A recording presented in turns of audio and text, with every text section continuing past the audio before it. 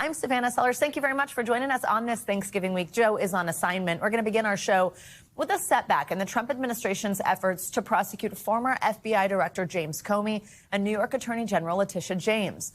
On Monday, a federal judge tossed out the criminal charges facing both of President Trump's longtime political adversaries. In her ruling, the judge dismissed both indictments on the grounds that the prosecutor who brought the cases, she's on your screen right now, former Trump attorney Lindsay Halligan, was not lawfully appointed. The Justice Department says it will appeal the ruling. Now, Comey was indicted on charges of making a false statement to Congress and obstructing a congressional investigation, while James was indicted on charges of bank fraud and making a false statement to a financial institution. Both pleaded not guilty. In a statement, James said she was heartened by the ruling. Comey also welcomed the decision, posting this video on social media. Grateful that the court ended the case against me, which was a prosecution based on malevolence and incompetence, and a reflection of what the Department of Justice has become under Donald Trump. The message has to be sent that the President of the United States cannot use the Department of Justice to target his political enemies. I don't care what your politics are, you have to see that as fundamentally un-American. In a few moments, we will hear from NBC News White House correspondent Monica Alba. But before that, we're going to bring in our legal affairs reporter, Gary Gremback, and our legal analyst, Misty Maris. Good morning to both of you. Gary, I will begin with you. Just walk us through these rulings that we saw by the judge. Tell us a bit more about why these cases were tossed out. So this is all about something called the 120-day rule. An interim U.S. attorney cannot serve for more than 120 days unless being confirmed by the U.S. Senate or being kept on by the district court. And the guy that President Trump had appointed at the beginning of his term had already run out that 120 days. And what the judge found yesterday was that Lindsay Halligan cannot start back at zero on that 120-day clock when she was picked and appointed by President Trump without being confirmed by the U.S. Senate. Because of this, what the judge ruled was that the indictments, which were put down on September 25th for James Comey and in October for Letitia James, were both thrown out with prejudice, meaning they could be brought again if a lawful U.S. attorney is put in place in the Eastern District. Missy, let's bring you in here. What is your reaction to the judge ruling that Halligan was unlawfully appointed? Explain that a little bit here. Like, what was the problem with her being in this position? And then also, what does this mean for her position? Because, by the way, she's still U.S. attorney, interim U.S. attorney for the Eastern District of Virginia. Yeah, so the rules allow for the executive branch, for the president, to appoint an interim U.S. attorney for 120 days. Now, U.S. attorneys have to be confirmed by the Senate. That didn't happen in this case, so we know Eric Seibert had that position. He was in that position for 120 days before he was, and that it was actually extended by the judiciary, which they can do.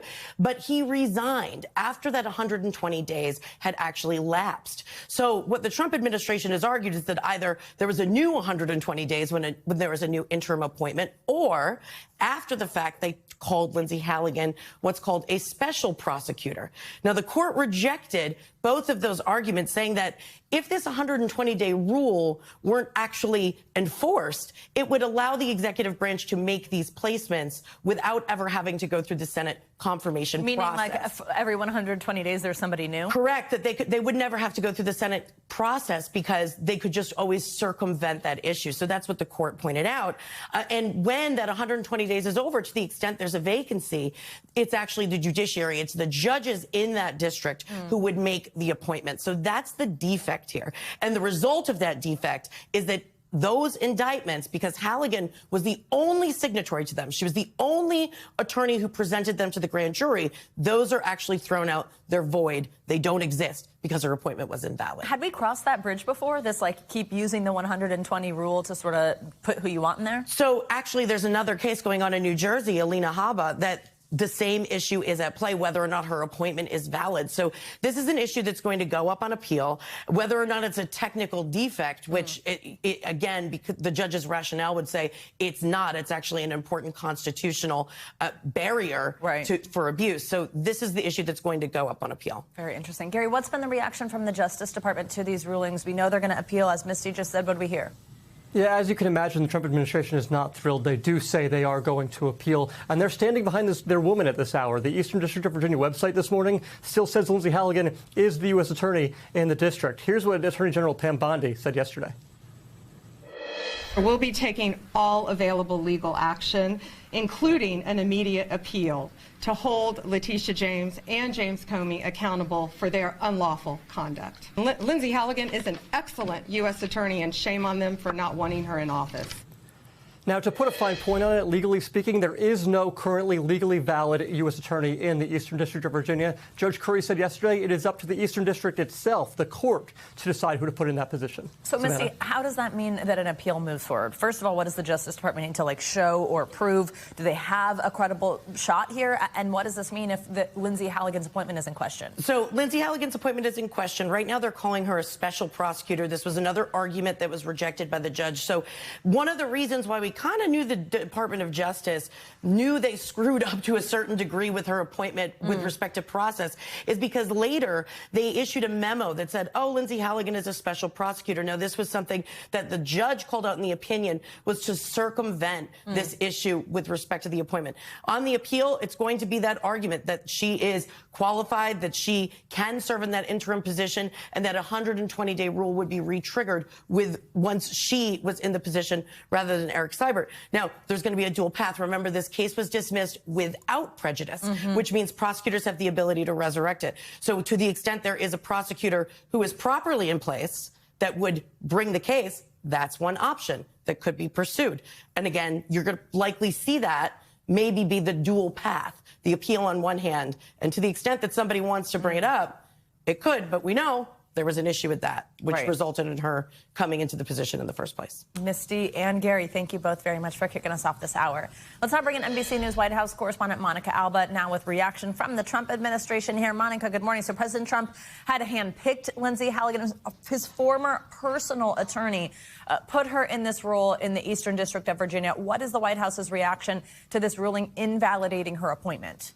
Yes, Savannah, we can't overstate just how significant this is for President Trump and the White House because they were so intricately involved in her appointment and putting her in this place to ideally, in the words of the president, see through this mission to charge these people and ultimately go after them in the way that they did. This was something that came directly from the President of the United States. But they are standing by her, and they are saying essentially that what the judge ruled yesterday is not the final word. Here is what White House Press Secretary Caroline Leavitt said yesterday.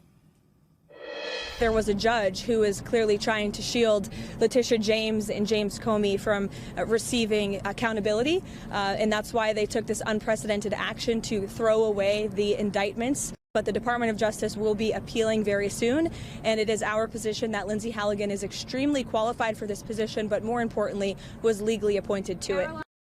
So again, we wait for that formal appeal to actually be filed, but this is the kind of response you would expect from the White House, saying, again, they expect more action on this and for there to be potentially more coming, and this is not something they're going to give up any kind of way. Monica, I do want to switch gears here now, talk about that video. We've been talking about it since last week. This is that group of Democratic lawmakers. They put out this video on social media. They're urging U.S. troops and the intelligence community to what they call refuse illegal orders. One thing about this, everybody in this video, the lawmakers themselves, they are all former military or former intelligence. And yesterday, we saw Defense Secretary Pete Hegseth post on X. He called the group the seditious six, sort of hearkening back to what the president had called them. He said that, you can read this on your screen, encouraging our warriors to ignore the orders of their commanders undermines every aspect of good order and discipline. And then he also specifically singled out Arizona Senator Mark Kelly. What is he saying about his role in this? And just kind of put in context for us the fact that, like I said, we're still talking about this since last week, the fallout we're seeing here. Yeah, and this is something where it is important to point out their national security backgrounds, but because most of them didn't actually technically retire from the armed services, they wouldn't be subject to essentially reviewing their code of conduct in accordance with the military code, the way that Senator Mark Kelly technically is, because he did retire after he served. And so specifically, that is why you saw Secretary Hegseth open this potential investigation to look at his activity here, to look at his behavior, to look at whether this violated any of these potential statutes. And if it did, then that could have some consequences. Senator Kelly, for his part, responded saying that if this is meant to intimidate him or the other members of Congress who issued that warning from doing their jobs and holding the administration accountable. He says it won't work. I've given too much to this country to be silenced by bullies who care more about their own power than protecting the Constitution. So this is a really specific case where if this were to proceed, they would have to formally notify the senator, and then he could potentially face repercussions. He could be lowered in rank. He could potentially be court-martialed and face additional consequences if they do end up going through with this. But that is why specifically they're singling him out compared to the others who were in that video, Savannah. Monica, also before I let you go, I do want to ask you about the big issue. It was at the heart of the government shutdown that kept it going so long. Health care, the fact that these expiring Obamacare tax credits are going to impact millions of Americans. We've been wondering what's going to happen here. President Trump has said he wanted to fix health care. This is what Republicans sort of promised there would eventually be a vote on. The White House is expected to unveil a health policy plan soon. What are you hearing about this? Well, it depends on your definition of soon, because literally for the last decade or so, Donald Trump has promised that he was going to unveil some kind of a health care plan. Remember, that became concepts of a plan and certainly things we've been hearing about, but that haven't actually materialized. There was discussion about potentially getting to see that proposal at some point this week. Then it seems like that was delayed a little bit, but it does seem like, at least in the draft proposal of what exists here, there's a discussion about extending those Obamacare subsidies, which is what Democrats were really pushing for and which many Republicans have been opposed to. So is that possible? That's something that is actually going to happen. The White House hasn't offered any kind of specifics or any kind of timeline, but of course that will be eagerly awaited, given that is something that will be so significant to people if they see their premiums skyrocket, if those end at the end of the year, which is the current plan. All right, Monica Alba, thank you very much. Well, now let's get to our other big story of the morning. That is the record number of Americans who are traveling this week. An estimated 82 million of us are expected to go at least 50 miles from home over the next few days. Now, some of you might have already made that trek. You might already be at your destination.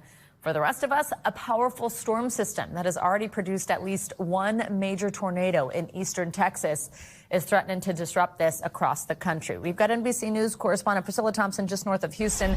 She is in Spring, Texas. That is where this tornado touched down. She joins us now with the latest. Priscilla, good morning. First, just tell us what you're seeing. What's the damage look like this morning? I know it's still dark, but what do you know?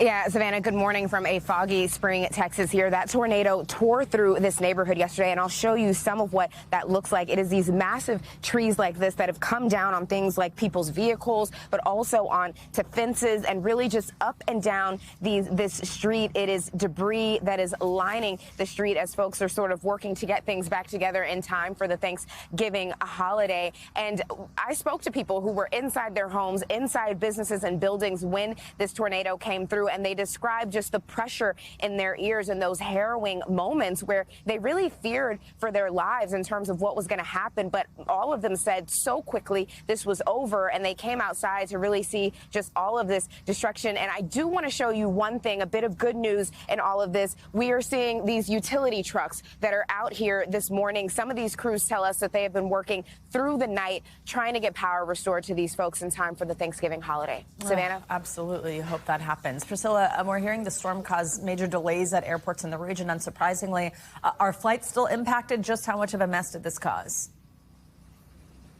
Yeah, so we saw a lot of delays out of Dallas yesterday as the storm moved through there, and also Houston. But the good news is I just checked FlightAware's misery map, and right now it is not looking bad at all. There are some delays in places like Boston, Miami, Chicago, but overall the map is looking pretty good for folks so far. But of course, we are still very early in the day. All right, Priscilla, what about travel for the rest of the country? Isn't today supposed to be one of the busiest days we know? Tomorrow also a busy day. How do we think we're going to fare? Yeah, Savannah, we have been saying it for a while now. Tuesday is the new Wednesday when it comes to holiday travel. So if folks are getting out there today at the airports, on the roads, they should expect a lot of company. We are talking about some 52,000 flights that are expected to take off today, according to the FAA. And it is also going to be a crush on the roads. AAA is saying that the best time for folks to leave, or the busiest time, I'll start with that, is going to be today and tomorrow on the roads, today at the airports. But AAA says that the best time time to leave, the morning. The worst time to leave, the afternoon and the evening, which is when a lot of us often find ourselves on the road. No kidding. All right, Priscilla Thompson, thank you so much. Well, let's get you more weather now because those severe storms are going to move across the southeast right as our travel's ramping up. Angie Lastman is here in studio and tracking it all for us just ahead of Thanksgiving. Angie, good morning. Hi, Savannah. Good morning to you. You got that right. We do have a couple of spots that could cause some travel trouble when it comes to the weather here over the next couple of days. But let's start with today and getting into tonight. Notice that we do have some of this rain and even some snow that's stretched across parts of the mid-Atlantic. We see the Great Lakes dealing with some of that and into the Northeast and mid-Atlantic as well. We've got periods of rain that you'll have to deal with. And then some of those kind of gusty thunderstorms that will track across parts of the Southeast. Now, travel impacts, as far as those are concerned, I would specifically watch Atlanta, where those stronger storms are going to be. Charlotte potentially seeing some likely delays. And then up and down from Boston to D.C., minor delays, but they could happen. Of course, with some of that rain, you'll see that kind of similar story for Detroit, Chicago, and St. Louis.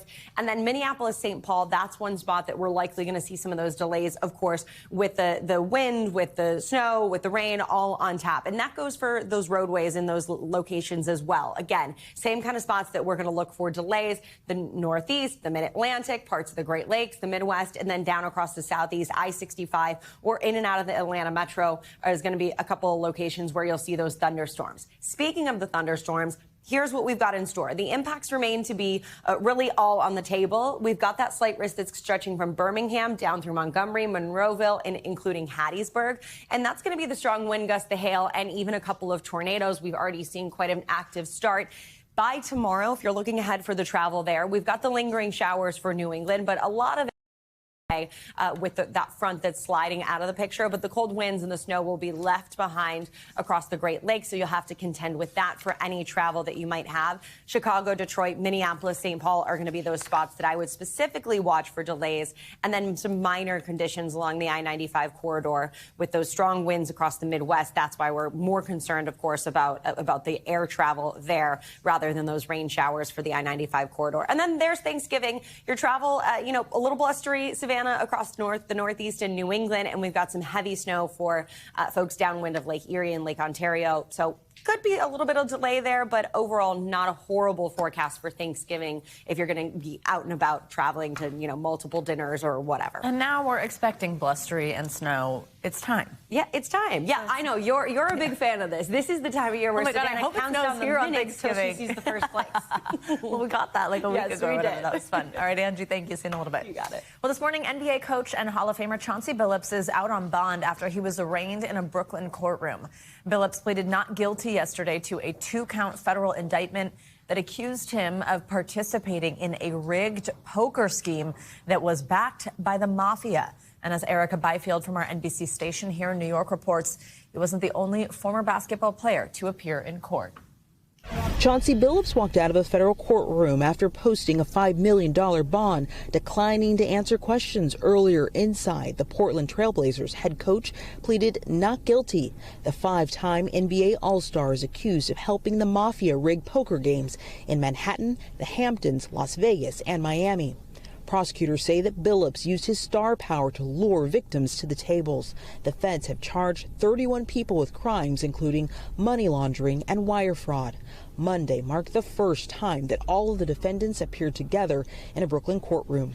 The government has already started plea negotiations with some of the defendants and is preparing to turn over a trove of evidence, over 1 terabyte of electronic records, including surveillance video and bank records. Some of it has already been released, showing alleged cheating technology like hidden cameras and chip trays, card stuffing machines, special sunglasses, even X-ray equipped tables that can read cars.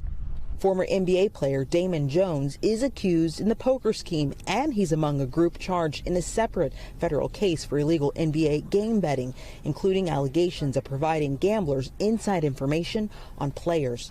Prosecutors say that Billups received payouts for his role in the poker games. In one case, after a game in the fall of 2020, Billups allegedly received a $50,000 wire transfer. Now, out on bond, a judge told him that if he gambles, communicates with his co-defendants, witnesses, or commits another crime, he could wind up in prison. We thank you for watching, and remember, stay updated on breaking news and top stories on the NBC News app or watch live on our YouTube channel.